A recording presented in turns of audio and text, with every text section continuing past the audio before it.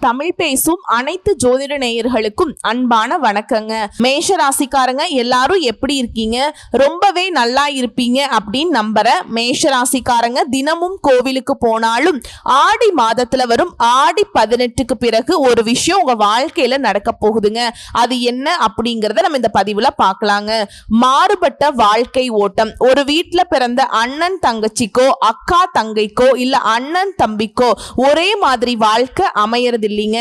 ஏன் ஒரே மாதிரி குணம் கூட இல்ல. அப்படி இருக்கக்கூடிய நிலைமையில நமக்கு அப்படிங்கிறது வாழ்க்கை ஒவ்வொரு நாளும் ஒவ்வொரு பரீட்சையை வச்சுக்கிட்டே இருக்குங்க. ஸ்கூல்னாவே பயம்ங்க, பரீட்சைனா அப்படி இருக்கக்கூடிய பட்சத்துல இந்த வாழ்க்கை பாடத்துல ரொம்ப பயந்து பயந்து வாழ்ந்துட்டு இருக்கேன்.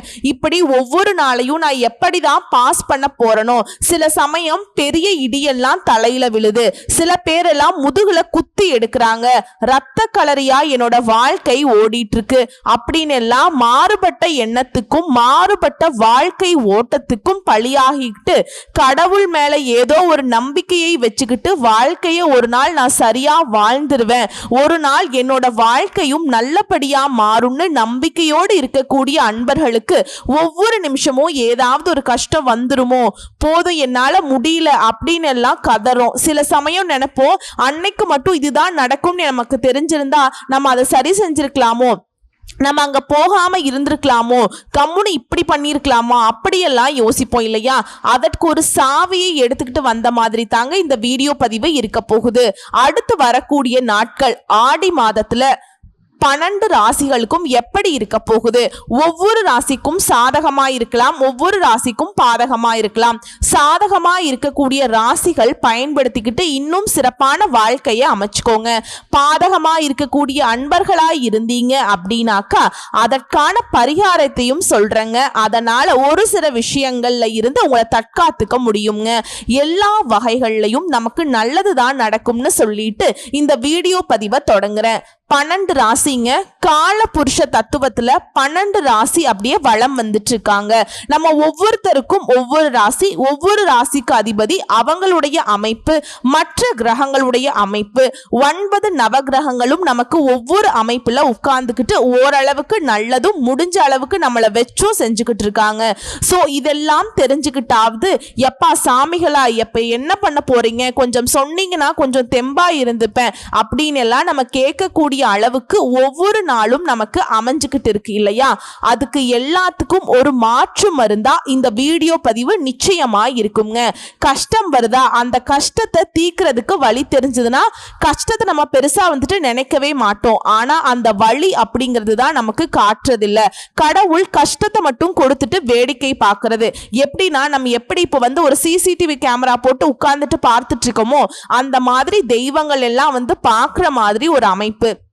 ஒருவேளை நமக்கே அப்படிதான் தோணும், கடவுள் ஒருவேளை அப்படிதான் உட்கார்ந்துட்டு பார்த்துட்டு இருப்பாரோ, சாமி கொஞ்சமாவது கருணை காட்டு, இன்னைக்கு ஒரு நாளைக்கு லீவு விட்டுடு, இப்படி எல்லாம் கூட நாங்க சில சமயங்கள்ல கூட யோசிச்சிருப்போம். அப்படிதானுங்க? அப்படி ஒவ்வொருத்தருக்கும் இருக்கும் இல்லையா? எது எப்படியோங்க, நிச்சயமா நம்மளால கடவுளுடைய அனுகிரகத்தினால ஒவ்வொரு நாளையும் சரி பண்ண முடியுங்கிற நம்பிக்கையோடு இந்த வீடியோ பதிவை தொடங்குறேங்க. கால புருஷ தத்துவத்துல முதல் ராசி செவ்வாய் பகவானை ராசி அதிபதியா கொண்ட மேஷ ராசிக்கு அடுத்து வரக்கூடிய நாட்கள் இப்படிதாங்க இருக்க போகுது. மேஷ ராசியை பொறுத்த வரைக்கும் அஸ்வினி, பரணி, கார்த்திகை நட்சத்திரம் 1ஆம் பாதம், இந்த 3 நட்சத்திரங்களை அடக்கியதாங்க மேஷ ராசி. கிரக நிலையோட அமைப்பு எப்படி இருக்கு, எந்தெந்த கிரகங்கள் எங்கெங்க இருக்காங்க, இதை பொறுத்து தாங்க அடுத்து வரக்கூடிய நாட்களுடைய பலன்கள். கிரக நிலைன்னு பார்த்தோம்னா ராசியில சந்திர பகவான், தன வாக்கு குடும்பஸ்தானத்துல சுக்கிர பகவான், தைரிய வீரிய ஸ்தானத்துல குரு பகவான், சுகஸ்தானத்துல சூரிய பகவான், அவர் கூடவே புதன் பகவான்ங்க. பஞ்சமஸ்தானத்துல செவ்வாய் பகவான், அவர் கூடவே கேது பகவான். லாபஸ்தானத்துல சனி பகவான், ராகு பகவான். ஐன சைன போகஸ்தானத்துல சந்திரன். இப்படி கிரக நிலைகள் இருக்குதுங்க. இந்த கிரகங்களோட அமைப்பை பொறுத்து மேஷ ராசியோட பலன் பார்த்தோம்னா, அதாவது அடுத்து வரக்கூடிய நாட்கள்ல நிதானத்தை கடைபிடிச்சீங்க அப்படின்னாக்கா வெற்றி உண்டு. கொஞ்சம் அவசரப்பட்டுட்டீங்க அப்படின்னா சில சிக்கல்களை சந்திக்கிறதுக்கு மட்டும் இல்லாம நீங்க திட்டமிட்ட செயல்பாடுகளும் நடக்காம போயிருங்க. பேச்சுல கோபம் தெரியும். அப்படி பேச்சிலேயே கோபம் தெரியலனாலும் ஒரு மாதிரி அழுத்தமா இருப்பீங்க. அப்போ என்ன மேடம் செய்யறது அப்படின்னா, இனி வரக்கூடிய நாட்கள் அப்படிங்கிறது இப்படிதான் இருக்கும். அப்படின்னா நான் என்ன பண்ணட்டும்? எந்த ஒரு விஷயத்தையுமே அவசர முடிவெடுக்காம 1க்கு 100 முறை கூட யோசிக்கலாம், தப்பே கிடையாது. பெரியவர்களுடைய ஆலோசனைகளை பெற்று முடிவெடுங்க. முக்கியமா பேசுறப்போ பேச்சுல நிதானத்தை கடைபிடிக்கணும்னு சொன்னேன் இல்லையா? அதனுடன் சேர்த்து அந்த பேச்சுலையும் கவனம் தேவை. சில சிக்கலான பிரச்சனைகளை கூட சுமூகமான முடிவை காண முற்படணும்னு நினைச்சீங்கன்னா நிதானம் மேலும் திட்டமிட்டு செயல்படுறது தாங்க நல்லது. அடுத்ததா சூரிய பகவானை பொறுத்த வரைக்கும் சுகஸ்தானத்துல சஞ்சரிக்கிறதுனால மன தடுமாற்றங்கள் அகலும். சூரிய பகவானை பொறுத்த வரைக்கும் என்ன பண்றாரு? பனித்துளி என்ன ஆகுது? சூரிய பகவானுடைய வெளிச்சம் பட்டு காணாம போகுது இல்லையா? அதே மாதிரி சூரிய பகவானுடைய அமைப்புங்கிறது உங்களுக்கு மனசுல இருக்கக்கூடிய சஞ்சலத்தை அகற்றாருங்க. ஒரு ஸ்டேபிளா ஒரு முடிவெடுக்க முடியல, மேஷ ராசிக்கு கடந்த சில நாட்களாவே ஏதோ அப்படி உருளுது வாழ்க்கை அப்படின்னு தானே வாழ்ந்துட்டு இருக்கீங்க. ஆனா இந்த சூரிய பகவானுடைய அமைப்பு அப்படிங்கிறது உங்களை வந்துட்டு நிலைநிறுத்தி ஒரு முடிவை எடுக்கிறதுக்கு உங்களை வந்துட்டு தயார்படுத்துறாருங்க. அடுத்ததா தொழில் வியாபாரம் அப்படிங்கிறது நிதானமா நடக்குங்க. அதற்காக தொழில் வந்து பார்த்தீங்கன்னாக்கா உங்களுக்கு நஷ்டம் ஆயிடும், லாபம் கிடைக்காது அப்படிலாம் நினைக்காதீங்க. அடுத்ததா பண வரத்தை பொறுத்த வரைக்கும் உங்களோட பொருளாதார நிலை அப்படிங்கிறது நீங்க எதிர்பார்த்த அளவு இல்லை அப்படின்னாலும் உங்களுடைய தேவைக்கு தகுந்த மாதிரி கடவுள் கொடுப்பாருங்க. உங்களுடைய தேவைகள் பூர்த்தியாகும். யார்கிட்டையும் போய் நீங்க கை கட்டி நிற்கக்கூடிய அளவுக்கு வைக்க மாட்டாருங்க. புரியுதுங்களா? மேஷ ராசியை பொறுத்த வரைக்கும் போர் கடவுளுடைய அனுகிரகம் பெற்றவங்க நீங்க. அதாவது முருகப்பெருமான் அம்சம் உடையவங்க இல்லையா?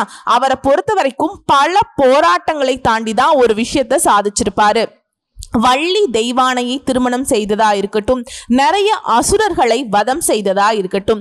சோ இப்படி எல்லா விஷயத்துக்கும் அவர் வந்து முட்டி மோதித்தான் கடவுளுக்கே கிடைச்சிருக்குங்க. அப்படின்னா மேஷராசிக்கு எப்படி நீங்களே யோசிச்சுக்கோங்க.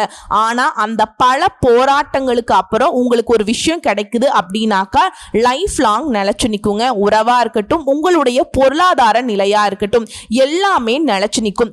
ஒரு சிலருக்கு சட்டுன்னு வரும், சட்டுன்னு காணாம போயிடும்.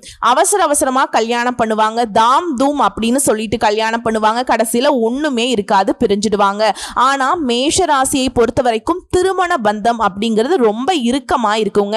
முக்காவாசி டிவோர்ஸ் நடக்கிறது எல்லாம் மற்ற ராசிக்காரங்களுக்கு இருக்கும். மேஷ ராசி அவ்வளோ சீக்கிரம் பார்க்க முடியாதுங்க. அடிச்சுப்பாங்க. கணவன் மனைவிக்குள்ளேயே நிறைய சண்டை சச்சரவுகள் வரத்தான் செய்யுமே தவிர்த்து பிரிஞ்சு போகணுங்கிற ஒரு அமைப்பு இவங்களுக்குள்ள வரவே வராது. முடிஞ்ச அளவுக்கு இழுத்து பிடிச்சு பார்ப்பாங்க. குடும்பத்துக்காகவாவது குழந்தைகளுக்காகவாவது இவங்க வாழ்க்கையை வந்துட்டு ரொம்பவே கெட்டியா பிடிச்சிருப்பீங்க. உண்மை நினைச்சீங்கன்னா கமெண்ட் பாக்ஸ்ல நிச்சயமா கமெண்ட் பண்ணி விடுங்க. அடுத்ததா உத்தியோக பணிகள்ல இருக்கக்கூடிய மேஷ ராசியை பொறுத்த வரைக்கும் வேலையில ரொம்பவே கவனமா இருக்கிறது நல்லதுங்க. நம்ம உண்டு நம்ம வேலை உண்டு. சக ஊழியர்கள்கிட்ட உங்களுடைய வேலையை பகிர்ந்துக்காதீங்க. அவங்களே செய்யறேன்னு சொன்னாலும் சரி பரவாயில்லைங்க நான் பார்த்துக்கிறேன்னு சொல்றது ரொம்ப ரொம்ப உத்தமம். வேற ஏதாவது வேலைக்கு முயற்சி செய்றீங்க அப்படின்னா அந்த முயற்சியை சிறிது காலம் தள்ளி போடுவது சிறந்தது. முக்கியமா அரசாங்க பணியில இருக்கீங்களா, முக்கியமான ஃபைல்ஸ் கையாளுறீங்களா அப்படின்னா ரொம்ப கவனமா இருக்கணும்.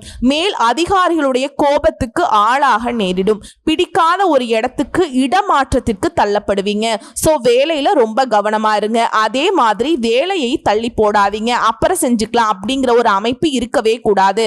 சோம்பேறித்தனம் அப்படிங்கிறது உங்களுக்கு இருக்கவே கூடாதுங்க. குடும்பத்துல ஏதாவது பிரச்சனை அப்படின்னா அது வந்து இப்போ தலை தூக்குறதுக்கு வாய்ப்பு இருக்கு.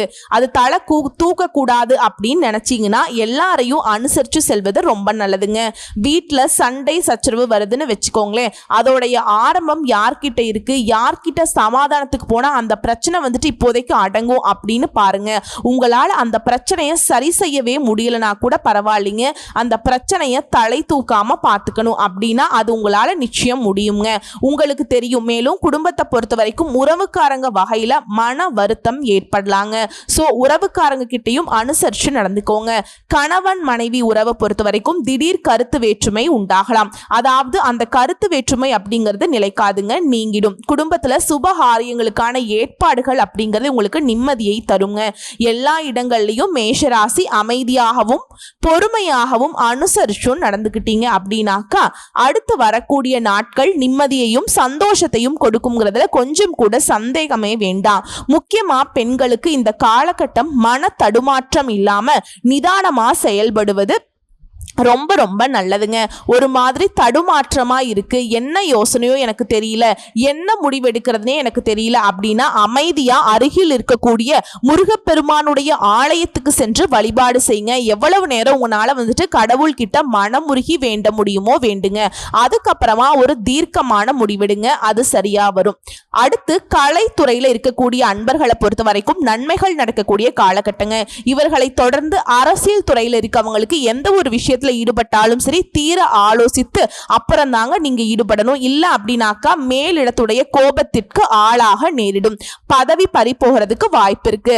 மத்தவங்க கிட்ட வாக்கு கொடுக்கிறது அப்படிங்கிறது அரசியல்வாதிகளுக்கு இனி வரக்கூடிய நாட்களை தவிர்ப்பது ரொம்ப ரொம்ப சிறப்பு. இவர்களை தொடர்ந்து மாணவர்களுக்கு கல்விக்கு தேவையான புத்தகங்கள் மற்றும் உபகரணங்கள் வாங்குவது பற்றிய கவலைகள் நீங்கும். விருப்பப்பட்ட இடத்துல வந்துட்டு சேர்ந்துட்டோம், விருப்பப்பட்ட கோர்ஸ் எடுத்துட்டோம், படிக்க வந்துட்டோம், ஆனா அந்த படிப்புக்கு சம்பந்தப்பட்ட புக்ஸ் இதெல்லாம் வந்துட்டு எங்கடா வாங்குறது அப்படின்னு சொல்லிட்டு யோசிச்சுட்டு ஒரு மாதிரி குழப்பத்துல இருந்தீங்க இல்லையா, அந்த குழப்பங்கள் நீங்கும். உங்களுக்கு வாலண்டியராகவே வந்து பார்த்தீங்கன்னா சில பேருடைய உதவிகளால் அந்த புக்ஸ் வாங்குறது உபகரணங்கள் வாங்குறது எல்லாம் கண்டிப்பா இந்த காலகட்டத்தில் கிடைக்குங்க. இப்ப வரைக்கும் பார்த்த பொது பலன்கள் மேஷ ராசிக்கு. இப்போ நான் நட்சத்திர பலன்களை சொல்றேங்க அப்படின்னாக்கா கூடுதல் விவரங்கள் உங்களுக்கு கிடைக்குங்க. முதல்ல அஸ்வினி நட்சத்திரத்துக்கு பார்க்கலாங்க. உத்தியோக பணிகள்ல இருக்கக்கூடியவங்களுக்கு வீண் அலைச்சல்களும் டென்ஷன்களும் ஏற்பட்டு நீங்கும். வீண் வாக்குவாதங்களை தவிர்ப்பது ரொம்ப நல்லது. கணவன் மனைவிக்கிடையே தேவையில்லாத ஒரு விஷயத்துக்காக கருத்து வேற்றுமை உண்டாகிறதுக்கு வாய்ப்பு இருக்கு. எனவே கவனமாக இருப்பது நல்லது. பிள்ளைகளாலையும் திடீர் செலவுகள் உண்டு. அஸ்வினி நட்சத்திரம் எப்படி இருக்குங்கிறத நான் சொல்லி இருக்கேங்க, பார்த்து அதற்கு ஏற்றபடி இருந்துக்கோங்க. அடுத்ததா பரணி நட்சத்திரத்தை பொறுத்த வரைக்கும் யாரையுமே எதிர்த்து கொள்ளாமல் அனுசரித்து செல்வது ரொம்ப ரொம்ப நல்லது. தூணோ துரும்போ நல்லவனோ கெட்டவனோ யார்கிட்டயுமே பகைமை வேண்டாம். முடிஞ்ச அளவுக்கு சைலண்டா இருந்துக்கோங்க. அவனே தாட்டு பூட்டுன்னு எகிறானா கூட சரி, எப்பா நீ பெரியவண்டா சாமின்னு ஒரு கும்பிடு போட்டு வந்துருங்க. மனக்கவலை எல்லாமே காரிய தாமதம் உண்டாகலாம், கவனம் தேவைங்க. பண வரத்து அப்படிங்கிறது பரணி நட்சத்திரத்துக்கு அதிகரிக்குங்க. வாக்கு வன்மை ஏற்படும். கொடுத்த வாக்கு கண்டிப்பா காப்பாத்திடுவீங்க. உங்களோட பேச்சுக்கு மத்தவங்க வந்து செவிசாய்ப்பாங்க. புதிய நண்பர்கள் கிடைப்பாங்க. தொலை தூரத்திலிருந்து நல்ல தகவல்கள் வந்து சேரும். சோ பரணி நட்சத்திரத்துக்கு ஒண்ணு இல்ல, அமைதியா இருந்தீங்கன்னா போதும், எல்லாமே சூப்பரா இருக்கும். அடுத்து வரக்கூடிய நாட்கள்ல அசத்திடலாங்க. அடுத்ததா கார்த்திகை நட்சத்திரம் 1ஆம் பாதம். தொழில் வியாபாரத்துல முன்னேற்றம் காணப்படும். லாபம் கூடும். பழைய பாக்கிகள் வசூலாகும். வியாபாரம் தொழில் தொடர்பான கடித போக்கு இருக்கு இல்லைங்களா, அதுக்கு வந்து சாதகமான பலனை கொடுக்கும். புதிய ஆர்டர்கள் கிடைக்க பெறுவீங்க. உங்ககிட்ட வேலை செய்யக்கூடிய பணியாட்கள் உங்களுக்கு நன்மைகள் கொடுப்பாங்க. அடுத்ததா உத்தியோக பணிகள் இருக்கவங்களுக்கு திறமையாக எந்த ஒரு விஷயத்தையுமே செய்து முடித்து பாராட்டுகளை பெறுவீங்க. கௌரவம் கூடும். நிலுவையில் இருந்து வந்த தொகை அப்படிங்கிறது வந்து சேரும். பதவி உயர்வு கிடைக்கலாம், சம்பள உயர்வு கிடைக்கலாம். சோ மேஷ ராசியை பொறுத்த வரைக்கும் கார்த்திகை நட்சத்திரம் 1ஆம் பாதத்துக்கும் பரணி நட்சத்திரத்துக்கும் ரொம்பவே சூப்பரா இருக்குங்க. சும்மா சொல்லக்கூடாது. அஸ்வினிக்கும் பெருசாலாம் பாதிப்பு கிடையாது. எல்லா விதங்களிலும் நன்மைகள் தரக்கூடிய அற்புதமான நாட்கள் தான் இந்த நாட்களா அமைஞ்சிருக்கு. உங்களை பொறுத்த வரைக்கும் பரிகாரம் அப்படின்னு கேட்டீங்கன்னா செவ்வாய்க்கிழமைகள்ல நவ கிரகத்துல வீற்றிருக்கக்கூடிய செவ்வாய் பகவானுக்கு அர்ச்சனை செய்து தீபமேற்றி வணங்குவது வாழ்க்கையில முன்னேற்றத்தை தருங்க. மேலும் உங்களை பொறுத்த வரைக்கும் அதிர்ஷ்டமான நிறம்னு கேட்டீங்கன்னா வெள்ளை நிறம். அதிர்ஷ்டமான எண் அப்படின்னா 10ங்க. செவ்வாய்க்கிழமைகள்ல செவ்வாய் பகவானுடைய வழிபாடு உத்தமம். மற்ற நாட்கள்ல விநாயக பெருமானையும் முருகப்பெருமானையும் அதாவது அண்ணனையும் தம்பியும் சேர்த்து வழிபாடு செய்ய கடன் பிரச்சனை, சகல விதமான பிரச்சனை, வேலை இல்ல, குழந்தை பாக்கியம் இல்ல, திருமணம் நடக்கல, தொழில நஷ்டம், கொடுத்த பணம் கைக்கு வரல, இப்படி எல்லாத்துக்குமே சேர்த்து ஒரே விஷயம் தாங்க. எளிமையான விஷயத்துக்கு வந்து விநாயக பெருமான் நிப்பாருங்க. கொஞ்சம் கடுமையான விஷயம்னு போராடிதான் நீங்க வந்து வெற்றி பெறணும் அப்படின்னாக்கா அதற்கு முருகப்பெருமான் பலம் கொடு கொடுப்பார். சோ 2 பேருடைய வழிபாடும் உங்களுக்கு வெற்றியை கொடுக்கணும்னு சொல்லிட்டு இந்த வீடியோ பதிவை இதோட முடிச்சுக்கிறேங்க. நம்மளுடைய பதிவு உங்களுக்கு பிடிச்சிருந்தா நம்ம வீடியோக்கு ஒரு லைக் பண்ணுங்க, நம்ம சேனலை சப்ஸ்கிரைப் பண்ணிக்கோங்க. மேலும் பிடிச்சிருந்தா ஃப்ரெண்ட்ஸ் அண்ட் ஃபேமிலிக்கு ஷேர் பண்ணுங்க.